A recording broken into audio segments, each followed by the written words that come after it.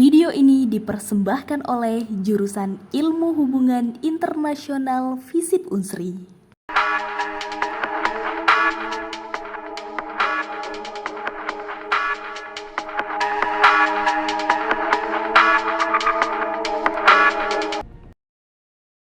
Halo Sobat Literasi, di era kemajuan zaman dan kemudahan akses teknologi pada saat ini, siapa sih di antara kita yang masih nggak punya gawai? Namun sayangnya, hal-hal positif yang kita dapat dari gawai seperti kemudahan akses tersebut justru banyak disalahgunakan loh sobat. Teman-teman semua pasti nggak asing lagi dong dengan istilah hacking, atau sosoknya bisa kita sebut dan dengar sebagai hacker. Di video singkat ini, yuk kita kenalan dengan berbagai kasus hacker di Indonesia. Kira-kira apa aja ya tantangan dan solusinya jika dilihat dari kacamata hukum internasional? Sebelumnya kita mau tanya dulu nih, apa sih yang ada di benak kalian jika mendengar kata hacking? Atau hacker nih, apakah orang dengan hoodie hitam, bertopeng dan sedang meretas komputer? Dapat dikatakan secara istilah, hacking merupakan aktivitas yang melibatkan usaha untuk mendapatkan akses tidak sah ke sistem komputer, jaringan atau data dengan tujuan tertentu. Tujuannya tentu saja beragam ya kawan, mulai dari eksplorasi teknologi, pengujian keamanan, hingga tindakan ilegal seperti pencurian data atau sabotase. Kalau menurut pendapat Eric S. Raymond, hacking adalah sebuah seni memanipulasi sistem komputer atau program yang dapat berfungsi di luar batas normal, baik untuk tujuan positif, misalnya perkembangan teknologi, atau hal yang negatif seperti tindakan kriminal. Karena hal tersebut nih sobat, kemudahan fasilitas dan juga akses, pada akhirnya aktivitas ini banyak disalahgunakan dan mengancam keamanan, mulai dari keamanan privasi atau regional, bahkan di tingkat global. Contohnya seperti kerugian finansial, ancaman terhadap keamanan nasional, hingga privasi individu yang terancam. Selain itu, aktivitas hacking ini dapat menyebabkan pencurian data penting, sabotase infrastruktur kritis, hingga gangguan layanan bisnis yang melibatkan banyak pihak.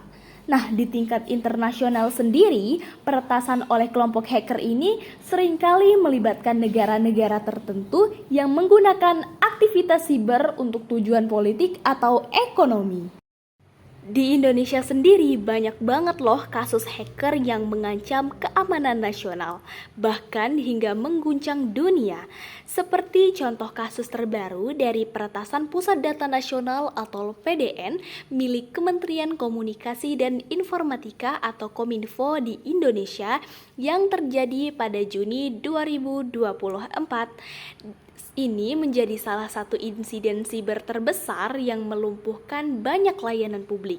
Serangan ini dilakukan menggunakan ransomware bernama Brainchipper yang mengunci data di server PDN dan meminta tebusan sekitar 8 juta dolar Amerika Serikat atau sekitar 131 miliar rupiah. Dampaknya, layanan seperti imigrasi dan berbagai sistem kementerian mengalami gangguan besar. Di Bandara Soekarno-Hatta sendiri, sistem imigrasi lumpuh menyebabkan antrean panjang dan serangan ini dapat menyebabkan potensi kerugian ekonomi negara hingga 1,2 triliun rupiah akibat layanan yang tidak berfungsi selama berhari-hari. Karena banyaknya kerugian di tingkat global yang menjalar dan ditimbulkan oleh para hacker ini, maka sejatinya kegiatan hacking ini bersifat ilegal. Maka dalam hal ini, hukum internasional lah yang seharusnya dapat menjangkau dan berperan aktif dalam permasalahan tingkat global tersebut. Lalu, apa sih itu hukum internasional dan perannya dalam kasus-kasus tersebut? Yuk cari tahu lebih lanjut. Hukum internasional merupakan seperangkat aturan, norma, dan standar yang diterapkan dalam hubungan antar negara dan aktor internasional lainnya, seperti contohnya organisasi internasional. Hukum internasional menangani berbagai kejahatan lintas batas negara yang dilakukan oleh para hacker dengan mengandalkan beberapa instrumen hukum internasional dan kerjasama antar negara. Dalam kasus ini, di mana seorang hacker di Indonesia misalnya melakukan kejahatan siber yang berdampak pada negara lain, maka beberapa instrumen dari hukum internasional salah satunya ialah yang pertama, konvensi internasional. Salah satu instrumen utamanya adalah Bupedes Convention on Cybercrime.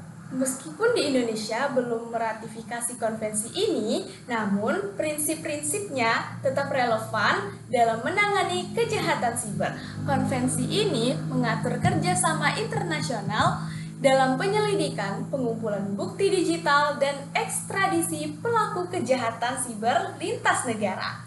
Yang kedua, perjanjian ekstradisi dan bantuan hukum timbal balik atau mutual legal assistance. Banyak negara termasuk Indonesia memiliki perjanjian ekstradisi dalam bentuk hukum timbal balik dengan negara-negara lain.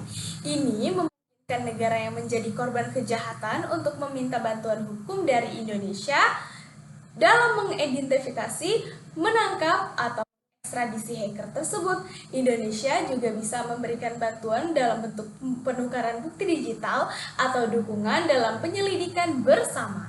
Yang ketiga, Interpol dan kerjasama polisi internasional. Interpol memainkan peran penting dalam memfasilitasi komunikasi dan kerjasama antar aparat penegak hukum dari berbagai negara.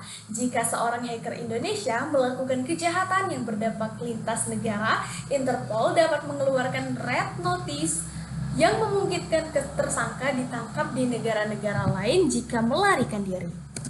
Dengan banyaknya penanggulangan dari sistem hukum internasional pada kasus hacking, namun di negeri kita, Indonesia, masih banyak terdapat beberapa kasus nyata para hacker yang mengguncang dunia. Seperti yang pertama, kasus Bjorka yang terjadi pada tahun 2022.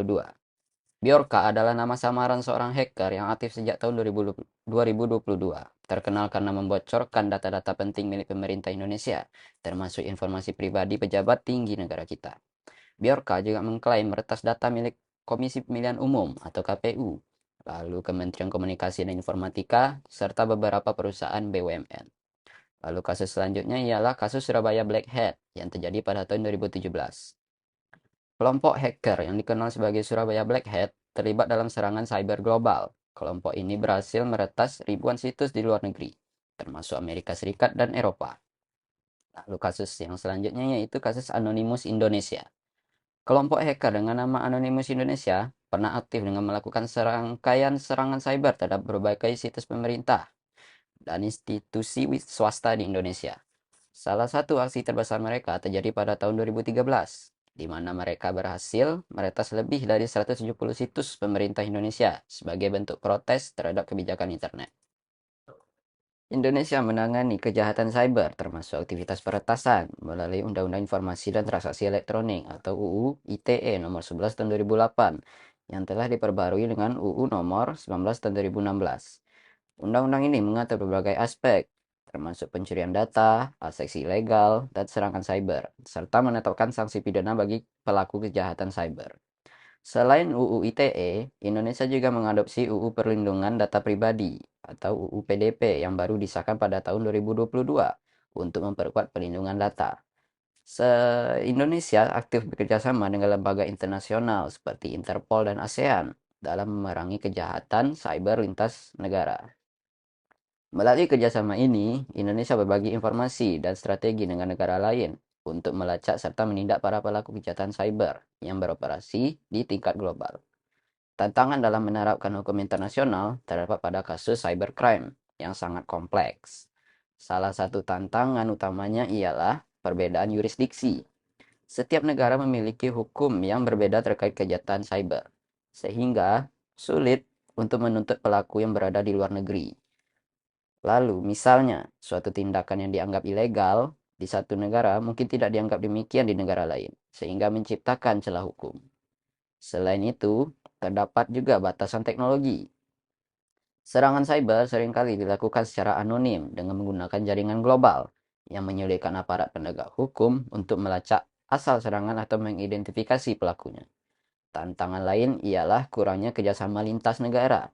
Meski ada kerjasama internasional seperti melalui Interpol, tidak semua negara bersedia bekerja sama dalam hal ekstradisi atau penegakan hukum. Contohnya, proses ekstradisi pelaku peretasan dari satu negara ke negara lain seringkali rumit dan memakan waktu karena perbedaan kebijakan hukum dan birokrasi. Itulah tadi kasus-kasus terkait hacker di Indonesia dan pencegahannya dalam hukum internasional. Sampai jumpa Sobat Literasi.